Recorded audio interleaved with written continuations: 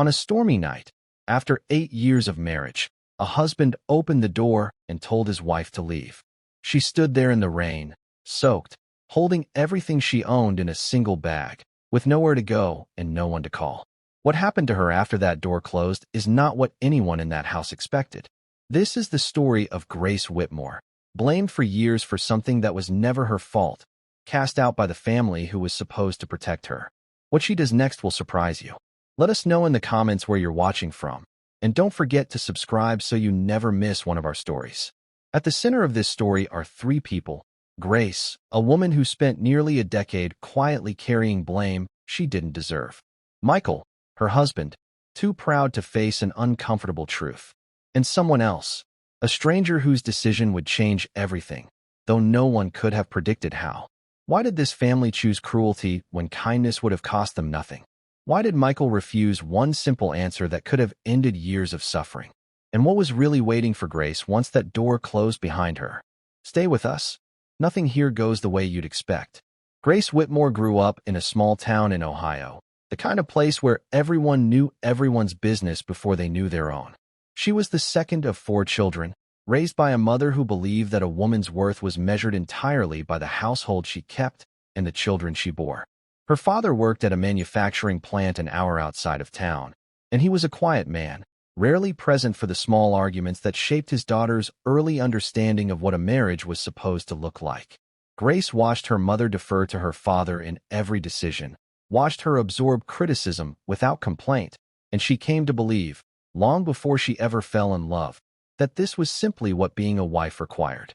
She was an attentive student, gentle with her younger siblings, and known throughout her town for a kind of quiet dependability that made her well-liked but rarely noticed. She was, by every account from people who knew her then, unremarkable in the best possible sense. Steady, kind, the sort of person who never caused anyone trouble and never expected the world to owe her anything in return. She met Michael Carter at a cousin's wedding when she was 22. He was 2 years older, recently graduated, working his first real job at an insurance office in the nearby city, and he had a way of making a room feel smaller and warmer at the same time. He complimented her dress without being crude about it.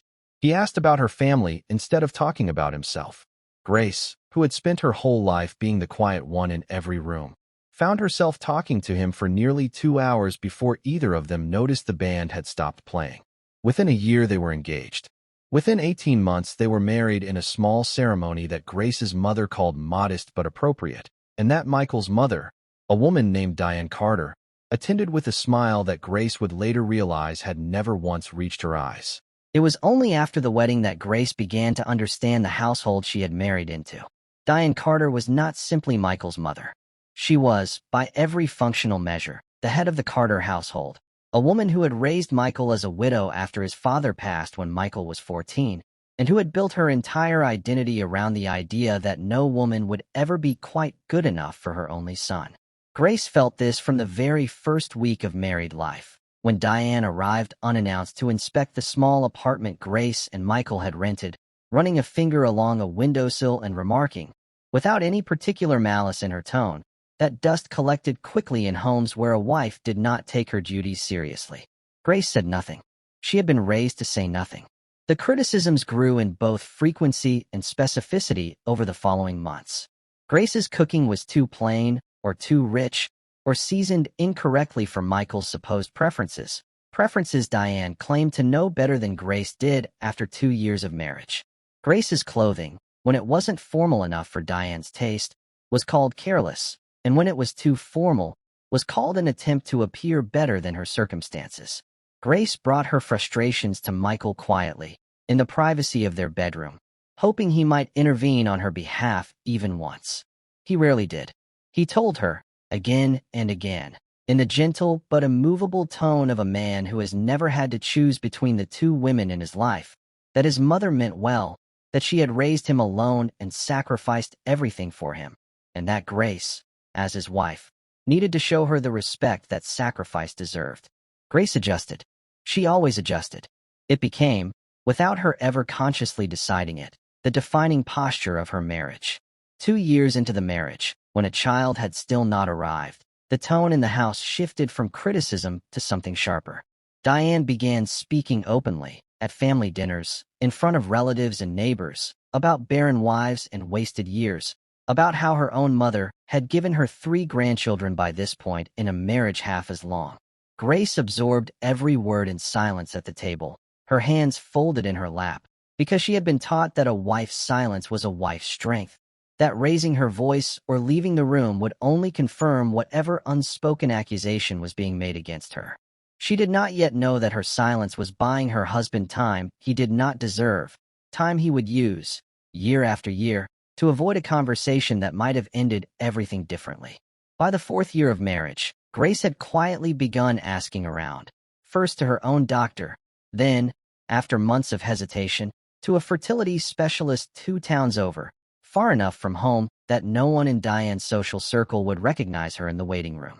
She never told Michael about these visits directly, not because she was hiding anything shameful, but because she had learned that even mentioning the subject in the house invited a version of the conversation she did not have the strength to survive that day. The specialist ran preliminary tests and told her, gently, what she already suspected. Nothing conclusive could be determined about the cause of their difficulty without testing both partners. Fertility, the doctor reminded her, the way doctors so often must remind patients who have never been told this by anyone in their own lives, is never only one person's condition to diagnose. Michael, just once. Please come with me for the test. There's nothing wrong with me, Grace. I'm not trying to blame you. I just want us to know the truth. I said no. Grace carried that sentence home like a stone in her coat pocket. She waited for the right evening, the right mood, the right moment when Michael seemed most like the man she had married rather than the man his mother had shaped him into, and she asked him gently if he would come with her, just once, for a simple test.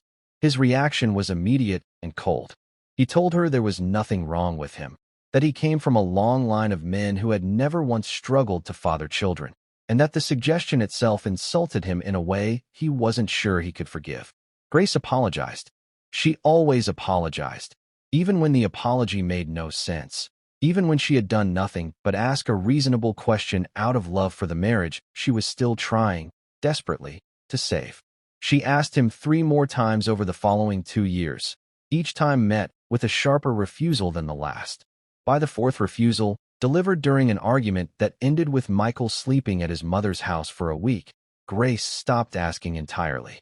Not because she had changed her mind about what was reasonable, but because she understood, with a clarity that frightened her, that some battles inside that house could not be won. They could only be survived, one silent dinner at a time. To understand why Michael reacted the way he did, it helps to understand the man who raised him, or rather, the absence that shaped him. Michael's father died suddenly when Michael was 14, a heart condition no one in the family had known about until it was too late. Diane, left alone with a teenage son and a modest life insurance payout, rebuilt her entire identity around the singular project of raising Michael into a man who would never disappoint her the way, in her private telling of the story, his father sometimes had.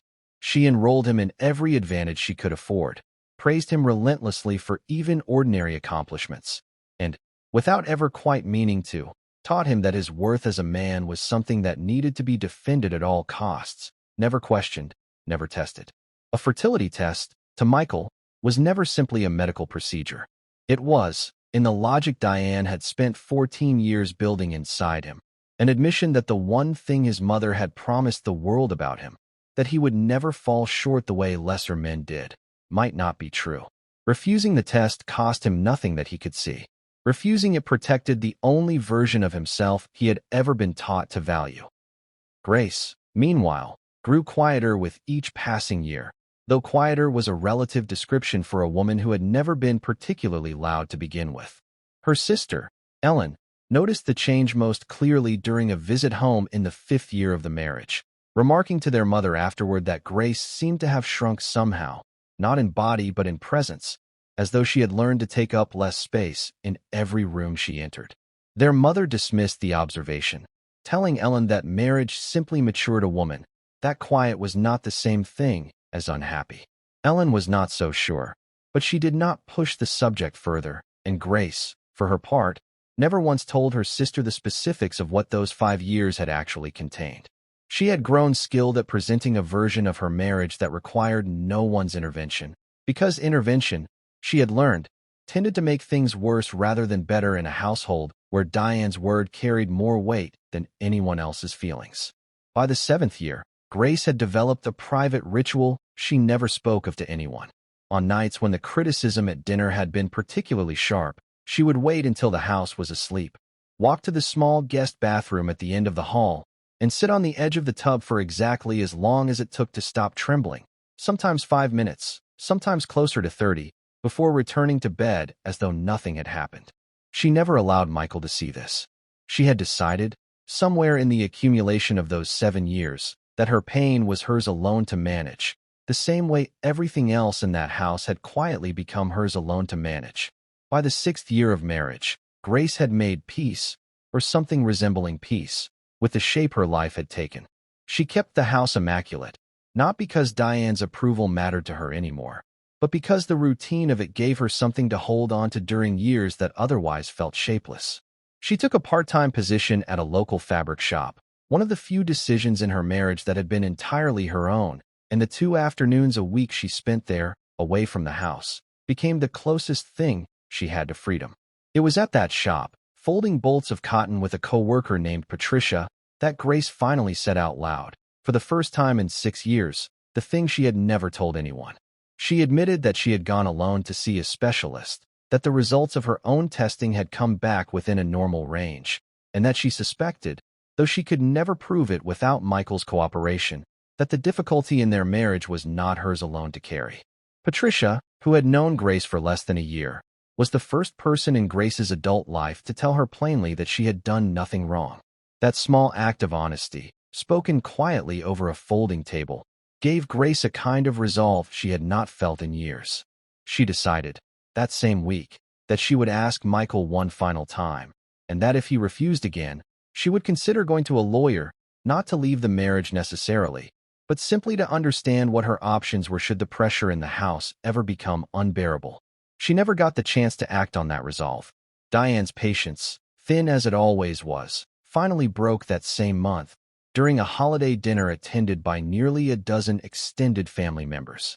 Somewhere between the main course and dessert, Diane set down her fork, looked directly at Grace across the table, and announced, loudly enough for every guest to hear, that a marriage without children after this many years was not a marriage worth preserving, and that perhaps it was time for her son to consider what other women might have already given him. Grace sat through the remainder of that dinner without lifting her eyes from her plate, the same posture she had perfected over 6 years of practice. She excused herself before dessert was served, citing a headache that everyone at the table understood was not the real reason she was leaving the room. That night, after the guests had gone and the house had gone quiet, Grace waited for Michael in their bedroom, hoping, one final time, that he might come upstairs and tell her that his mother had been wrong to speak that way, that he did not agree with a single word of it. He did not come upstairs until nearly midnight, and when he did, he told her, in a tone flatter and colder than she had ever heard from him, that perhaps his mother had a point. He said it the way a man says something he has been thinking privately for a long time, but has never had the courage to say aloud until someone else said it first. Grace did not sleep that night. She lay awake replaying 8 years of small surrenders, wondering how much of herself she had already given away to a household that had never once, not on a single occasion, given anything back. The following morning, she called Patricia from the fabric shop's back office during her lunch break, the first time she had ever placed a call like that from work, and told her, in a voice she worked hard to keep level, that she thought something in her marriage was reaching a point it could not come back from. Patricia asked her, gently, if she had somewhere to go if it did. Grace admitted she did not. Not really. Not beyond a mother who would tell her to endure it, and a sister who lived 3 states away with 2 young children of her own and no spare room to offer. Patricia told her she could stay with her if it ever came to that. Grace thanked her and meant it, though some quiet, practical part of her already understood that a woman sleeping on a coworker's couch was not the same thing as a plan, and that whatever came next, she would likely have to build it herself, from nothing, the way she had built almost everything else in her adult life. 2 nights later, during a storm that flooded the streets of their neighborhood and knocked out power in 3 surrounding blocks, The tension inside the house reached a point it could not survive. The argument that night began over something small, a comment Diane made about a meal Grace had prepared, and escalated within minutes into something neither Grace nor Michael would ever fully be able to explain afterward. The way arguments built on 8 accumulated years so often escalate past any reasonable proportion to what started them. Diane, standing in the front hallway with rain audible against the windows, told Grace that she had given this family nothing but disappointment, and that perhaps it was time for her to go find whatever family would actually want her. Michael, standing beside his mother, said nothing to contradict her. He simply looked at Grace, and in his silence, Grace understood exactly where she stood. She asked, quietly, where she was supposed to go at midnight, in a flooding storm, with nowhere prepared and no one to call. Neither Michael nor his mother answered her. She asked a second time, her voice breaking in a way she had promised herself, years earlier, that she would never let this house hear from her. Still no answer. She went upstairs, packed a single bag with whatever clothing she could gather in the dark, and walked out the front door into a storm that had already flooded the driveway ankle-deep. The door closed behind her before she reached the end of it. She stood on the sidewalk for nearly a minute, waiting, some small remaining part of her still believing the door might open again, that someone might call her back inside. It did not open. The porch light went out less than a minute later. Grace spent that first night beneath the awning of a closed hardware store 2 blocks from the house she had called home for 8 years, soaked through, shivering, and clutching a single bag containing everything she now owned in the world. She did not cry that night, not because the pain wasn't there, but because she had run out of tears somewhere around the 6th year of that marriage, the way a well eventually runs dry from years of steady drawing. She watched the storm pass slowly overhead, watched the streetlights flicker back on around 3 in the morning, and by the time the sky began to lighten, she had made a decision that would define the rest of her life. She would not go to her family. Her mother, she knew, would tell her to go back and apologize, to smooth things over, to remember that a wife's duty was endurance. She would not call Patricia, either, not wanting to burden a friendship still new enough to break under the weight of it. She would simply begin walking, and she would not stop until someone, somewhere, gave her a reason to. She began knocking on doors shortly after sunrise, asking anyone who would open one if they needed help around the house, needed a cook, a caretaker, anyone at all willing to trade honest work for a roof and a meal. Door after door turned her away that morning. Some looked at her disheveled, rain-soaked appearance with open suspicion, closing the door before she finished her sentence. Others simply had no need or no interest in taking on a stranger with no references and no explanation for why a woman in her 30s was walking door to door at 7 in the morning looking like she had slept outside. By mid-morning, Grace had been turned away from 11 houses. She sat on a low stone wall outside the 12th, exhausted in a way that went past her body and into something closer to her spirit, and for the first time since the storm, she allowed herself to wonder whether she had made a mistake. At the 13th house, an elderly man had cracked the door only wide enough to tell her he had nothing for her before closing it again without waiting for a response. At the 17th, a woman about Grace's own age had actually paused to listen, had asked a few questions about her experience, and for a moment Grace had allowed herself real hope, only to be told that the family had just hired someone the week before, a piece of bad timing that Grace would think about for weeks afterward, wondering how differently her life might have unfolded had she simply knocked on that door 1 week earlier. By noon, the rain from the previous night had mostly dried from the pavement, but Grace's shoes, soaked through since midnight, had not, and every step had become its own small, grinding discomfort. She simply absorbed the way she had absorbed everything else. She stopped once, around 1 in the afternoon, at a small diner on a corner she did not recognize, and used nearly the last of the cash in her coat pocket, $9 she had kept hidden in a jacket lining for months without ever telling Michael, to buy a cup of coffee and a slice of toast. The waitress, an older woman with tired eyes and a kindness in her voice that Grace would remember for years, refilled her coffee twice without charging her for it, and told her, without asking a single question about why a woman looked the way Grace looked that day, that things had a strange way of turning around when you least expected them to. Grace thanked her, left the diner, and kept walking, carrying that small, unearned kindness with her like a second coat against the cold. She kept walking. By early afternoon, footsore and nearly ready to give up entirely, she reached the end of a quiet, tree-lined street on the wealthier side of town, a street she had never had reason to walk before in 8 years of living in that city. The houses here were larger, set further back from the road, with gates instead of front doors facing the sidewalk. She almost turned back at the first of these gates, certain that no one living behind it would have any use for someone who looked the way she did that afternoon. She knocked anyway, more out of momentum than hope. The gate was answered, unusually, by the homeowner herself rather than any household staff. That woman was Eleanor Hayes, a widow in her late 50s who had built a modest fortune through decades of shrewd real estate investment following her husband's death nearly 15 years earlier. Eleanor studied Grace for a long moment through the bars of the gate, taking in the exhaustion, the dried mud on her clothing from the previous night's storm, and beneath all of it, something in Grace's posture that Eleanor would later describe to a close friend as a quiet dignity that refused to fully collapse no matter how much circumstance seemed determined to break it. Eleanor asked her name. Grace gave it, along with a brief, careful explanation that she was looking for household work, that she was reliable, and that she would understand entirely if the answer was no. Something in that moment told Eleanor this was not a woman to turn away, though she would not be able to fully articulate why, even to herself, until much later. She hired Grace that same afternoon as a household helper, alongside 2 other maids already employed in the house, a younger woman named Rosa and an older woman named Judith who had worked for Eleanor for nearly a decade. Neither Eleanor nor Grace had any way of knowing, on that ordinary rain-damp afternoon, that this single decision, made at a gate on an otherwise unremarkable Tuesday, would become the hinge on which both of their lives would turn. Grace's first weeks in the Hayes household were not easy ones. Rosa and Judith, both of whom had worked hard for years to earn Eleanor's trust, were wary of the new arrival, uncertain why their employer had taken in a stranger off the street with no references and no explanation beyond a storm and a bad marriage. Judith, in particular, made her skepticism known through small, pointed comments about newcomers who didn't understand how a proper household ran.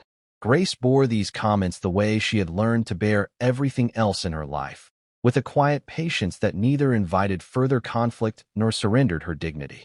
She woke earliest each morning and went to bed latest each night, not to prove anything to Rosa or Judith, but because the structure of hard, honest work gave her something her marriage never had, a sense that her effort actually mattered to the outcome of her day.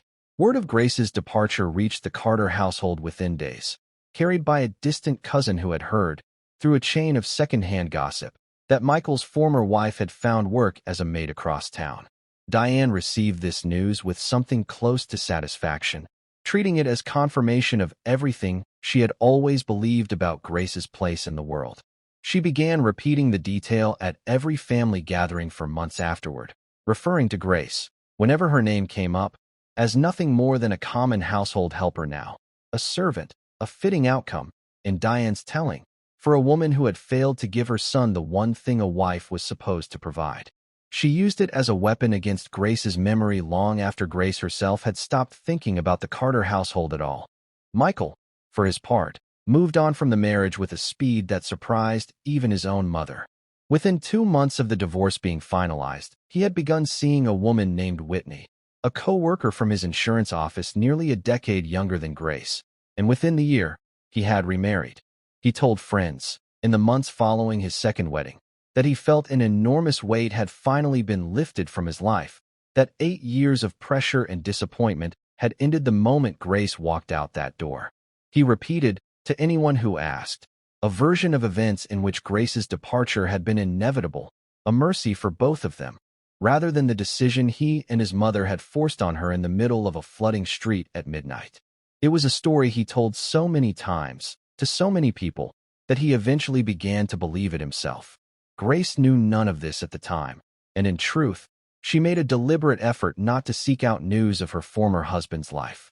She had decided, within her first month in Eleanor's household, that whatever remained of her energy would go toward the life in front of her rather than the one behind her. That decision, more than any single event that followed, was what allowed everything else to happen the way it did. Over the following months, Eleanor began inviting Grace to sit with her in the evenings, first to review household matters and expenses, an unusual level of trust to extend to someone so new, and then simply to talk. Eleanor learned, slowly and without ever pressing for more than Grace was willing to give, the outline of what Grace had survived, the years of criticism, the accusation, the storm, the door that never opened again. Eleanor never asked Grace to relive the worst of it in detail, understanding instinctively that some wounds are made worse by narration and better by simple, steady presence. She made it clear, through consistency rather than declaration, that Grace was safe in her home, that no one here would ever measure her worth by a child she had not had, and that her effort, her care, her quiet diligence, were seen and valued exactly as they were. Rosa and Judith noticed the shift in the household long before either Eleanor or Grace acknowledged it openly.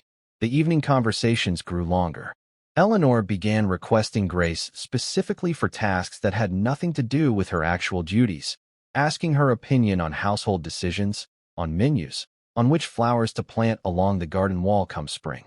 Judith, in a moment of unguarded honesty nearly a year into Grace's employment, told Rosa that she suspected something was changing in that house that neither of the two of them fully understood yet, and that whatever it was, it did not feel like it was going to include either of them in the same way it once had.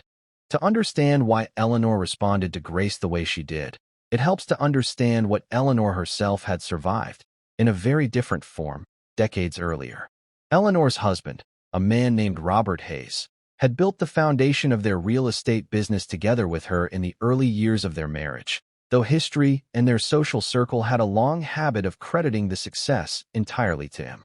Robert died of a stroke at 58, leaving Eleanor not just a fortune but a lifetime of quiet resentment about how thoroughly her own contributions had been erased from the story of their success, even within her own household, even by people who claimed to admire her. She had spent the 15 years since his death proving, methodically and without any need to announce it, that the fortune had never belonged to one person alone.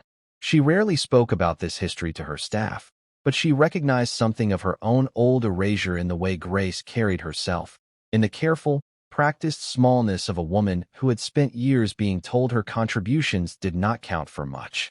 Eleanor had decided, somewhere in the first few months of Grace's employment, that she would not allow that particular pattern to continue inside her own walls. Judith's wariness toward Grace softened gradually over the following year, not because Eleanor ever addressed it directly, but because Grace herself never gave Judith a genuine reason to sustain it. When a delivery mix-up left Judith short on the household budget one month, an error that was entirely her own but one she was too proud to admit to Eleanor, Grace quietly covered the difference from her own modest wages without ever mentioning it to anyone, including Judith. Judith found out only by accident, months later, going through old receipts, and never spoke of it aloud. But her manner toward Grace changed permanently after that discovery. Rosa, younger and less set in her ways than Judith, had warmed to Grace even earlier, drawn in by evenings when Grace, unprompted, helped her study for a community college course Rosa was taking on her days off, patiently working through arithmetic problems at the kitchen table long after her own duties for the day were finished. By the time the relationship between Grace and Eleanor became impossible to ignore, both Rosa and Judith had, in their own separate ways, already decided that whatever was happening in that house, Grace had more than earned her place in it. Over the years that followed, Eleanor became something Grace had never truly had before, not simply an employer, but a steady, unwavering presence who believed in her without condition. Eleanor found in Grace a quiet competence and loyalty that reminded her of her own younger self, before the world had taught her to prove her worth twice over. She began, gradually, encouraging Grace to want more for herself than a life spent managing someone else's household, however comfortable that household had become. Roughly 2 years after Grace first knocked on that gate, soaked and desperate, Eleanor sat her down at the kitchen table with a business proposal instead of a household matter. She had come to trust Grace's judgment so completely that she offered to help her open a small property management office of her own, using connections Eleanor had built over decades in real estate. Grace, who had spent 8 years being told what she was not, sat with the offer for a long moment before answering, needing, for the first time and longer than she could remember, to ask herself honestly what she actually wanted rather than what would simply be tolerated by everyone around her. She said yes. Within a year, Grace had her own modest office downtown, her name on the door, her first handful of clients built almost entirely on Eleanor's quiet recommendations and Grace's own growing reputation for honesty and hard work. She still visited the Hayes household often, still sat with Eleanor over coffee some Sunday mornings, but the shape of her life had changed into something that finally belonged entirely to her. It was at one of Eleanor's charity fundraisers, nearly 3 years after Grace left that flooded street behind her, that she met Nathaniel Cole, a widowed billionaire businessman whose family had built its fortune 3 generations earlier. He asked about her work instead of her past, listened more than he spoke, and made no assumptions about what a woman who had once knocked on doors for work was or wasn't capable of. Grace found herself, for the first time since the divorce, willing to imagine a future that included someone else in it. Grace did not arrive at that possibility without hesitation. In the weeks after Nathaniel first asked to see her again, Grace found herself waking some nights with the old, familiar dread she had carried through most of her first marriage, a fear that happiness of this kind was simply not built to last for a woman like her. She did not tell anyone about these nights at first, embarrassed by a fear she could not fully explain even to herself. It was Judith, of all people, who noticed first, catching Grace alone in the Hayes kitchen before dawn one morning during a visit, and asking, without any of her old wariness, what was keeping her awake. Grace admitted, haltingly, that she was waiting for something to go wrong, because in her experience, something always eventually did. Judith told her that she had watched Grace build an entire life out of nothing once already, and that whatever came next, Grace was more than capable of handling it. It was not much, as reassurances go, but it was enough. Nathaniel, for his part, took the relationship slowly and deliberately, aware that Grace's trust had been built and broken enough times that it deserved patience rather than urgency. He never pressured her toward any decision faster than she was ready to make it, and when Grace finally did agree to marry him, his first response was simply to ask her, again, if she was certain, wanting the answer to come from confidence rather than relief. Grace told him she had never been more certain of anything in her life, and for the first time since the night of the storm, she found she believed her own words completely as she said them. Within the following year, Grace and Nathaniel held a wedding that stunned even those who thought they knew the full extent of his family's fortune. Held at one of the city's most exclusive estates, the event drew hundreds of guests, a live orchestra, towering floral arrangements flown in for the occasion, and a level of extravagance Grace could never have imagined for herself in her old life. Local society pages covered it for weeks afterward, calling it one of the most talked-about weddings the city had seen in years. Eleanor sat in the front row, and Rosa cried through most of the ceremony, and Judith, who had spent Grace's first year in that house testing her at every turn, stood near the back with an expression Rosa would later describe as the closest thing to pride she had ever seen on the older woman's face. The wedding was covered widely enough that word of it reached far beyond Eleanor's usual circles, eventually finding its way, inevitably, to the one household that had spent years believing Grace's story had already ended. Michael learned of the wedding not through a phone call or a confrontation, but through a society page feature that mentioned, prominently, the billionaire businessman who had just married a woman named Grace. He read her name in that sentence and felt something in his chest collapse in a way he would later struggle to describe to anyone, even himself.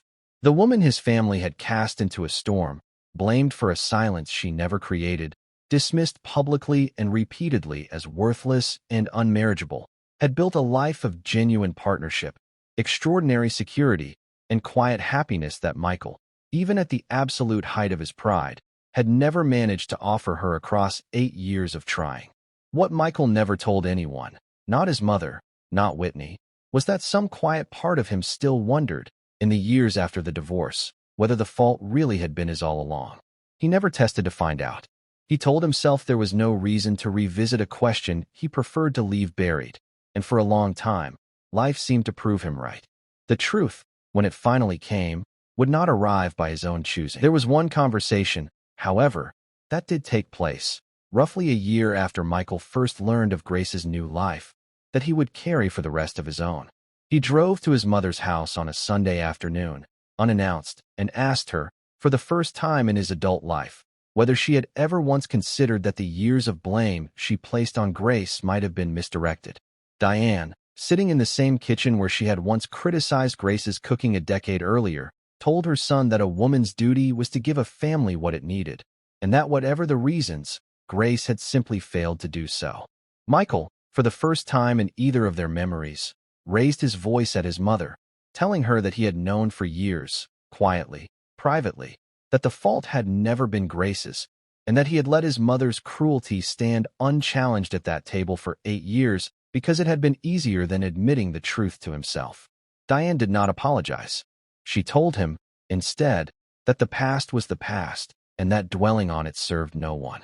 Michael left that afternoon without finishing the coffee she had poured him, and the two of them spoke only a handful of times in the years that followed, never once revisiting the subject again. Nearly 2 years after Grace left the Hayes household on good terms, having saved carefully and built a small reputation of her own in the community, Michael found himself, entirely by accident, at a charity gala in the city, seated not far from a table where Grace sat beside a well-known local businessman named Nathaniel Cole, a man whose family had built its fortune 3 generations earlier and who was, by every account in the room that night, devoted to her. Michael recognized Grace across the room before she noticed him, and he spent much of that evening privately rehearsing what he might say to her if their paths crossed near the bar or the coat check. When the moment finally came, late in the evening, Grace saw him first, and to his surprise, she did not look away, nor did she approach him with any trace of the old smallness he remembered from their marriage. She simply nodded once, the way a person acknowledges an acquaintance from a distant chapter of their life, and returned to the conversation she had been having with her husband. Michael understood, in that single, unremarkable nod, more clearly than any confrontation could have taught him, exactly how far the distance between them had grown, and exactly whose choices had put it there. What Michael did not know that night, and would not learn for some time afterward, was that Grace and Nathaniel had already begun building a family of their own, something Grace had once been told, for 8 straight years, she would never be capable of giving anyone. Within 3 years of their marriage, Grace gave birth to 2 healthy children, a son and a daughter, and the quiet, steady household she and Nathaniel built together held none of the fear or scrutiny that had once defined her first marriage. For Grace, holding her children answered a question she had spent 8 married years too afraid to ask out loud, not whether she was capable of motherhood, but whether she had simply been standing, for far too long, in a house that never deserved to find out. Michael's own second marriage, meanwhile, had quietly come apart at its foundation in a way he never saw coming.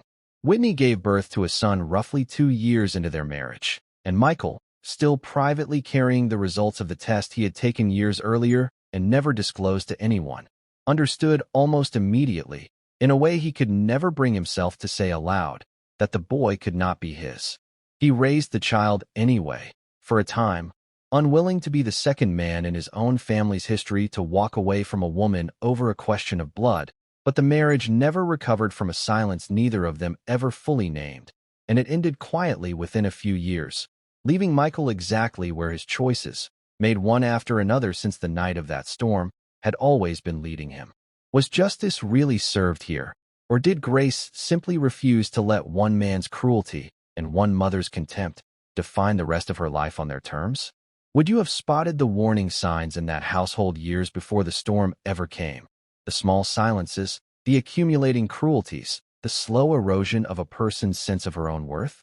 And what does it say about the family Grace left behind, that the truth they were so certain of for 8 years turned out to be the one thing they never once bothered to actually confirm? What do you think really happened that night Grace was cast out into the storm? Was it simple chance that carried her to a better life? Or was it something closer to a life finally correcting a wrong it had been carrying for 8 long years? Let us know in the comments below, and if any part of Grace's story reminded you of someone you know, we'd love to hear that too. And if you thought this story stayed with you, wait until you hear what happened in our next case, a story even darker, with a twist even fewer people managed to see coming before the end. Subscribe now, and turn on notifications so you never miss a single moment of it.